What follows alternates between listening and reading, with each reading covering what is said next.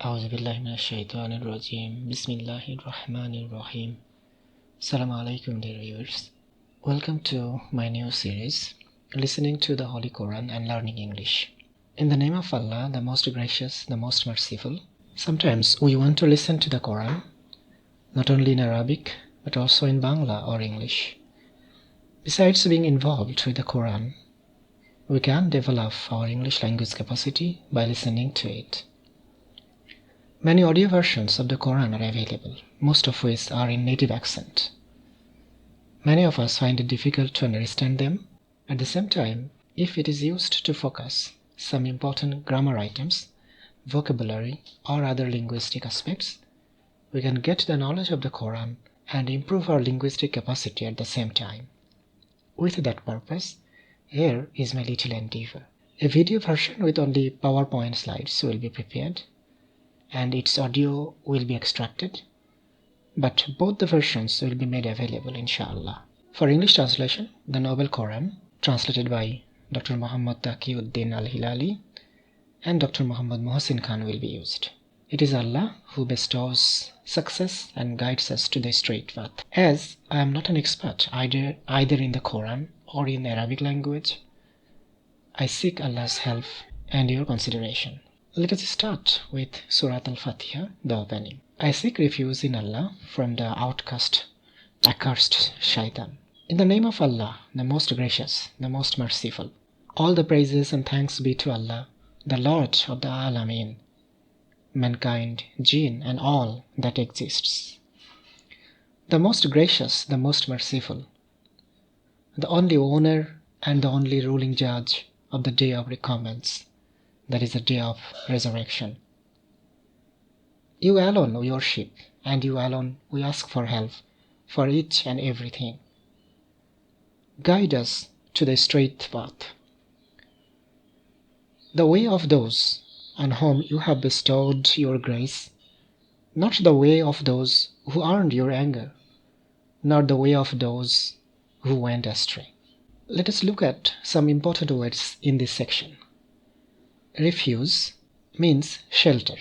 There is a common word that we frequently use, refugee, R-E-F-U-G-E-E. Refugee means somebody, a person who asks for or who seeks shelter. There is another confusing word in English, refuse, R-E-F-U-S-E. Refuse means to turn down a proposal or to deny something. The second word is outcast, which means accursed or somebody who is driven away. We know that the shaitan, was driven away from the heaven and from the mercy of Allah. The next word is gracious, which means kind. It is somebody who is very kind. Merciful, bestowing and forgiving, who gives us and who forgives us for our mistakes. Recompense means resurrection, that is the day in the hereafter when we will be standing before the court of Allah and we will be judged for our deeds in this world. Bestow means confer or give or put as blessings. The last word in this section is astray.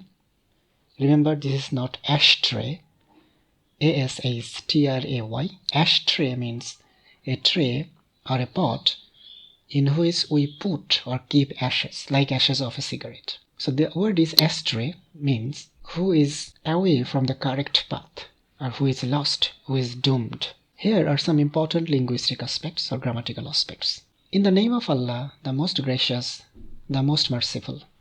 Here you see, after Allah we have two phrases, the most gracious, the most merciful.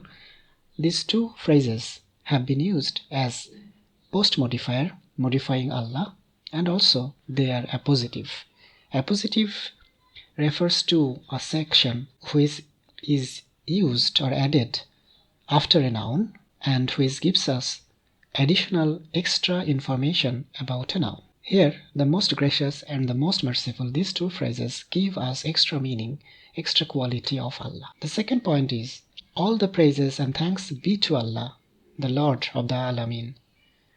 You see that in this sentence we have the verb be but we don't have the verb are or is. This is indeed in subjunctive mode.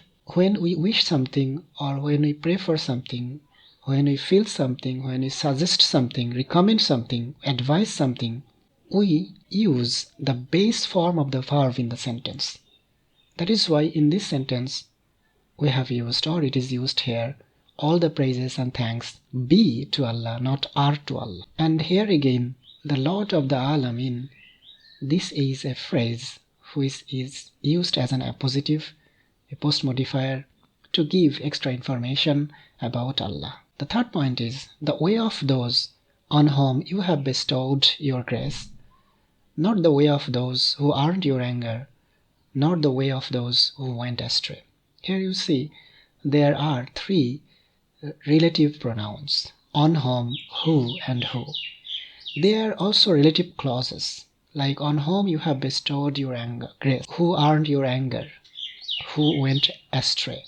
They give extra information or modify the persons who have been used just before them, like those, and those.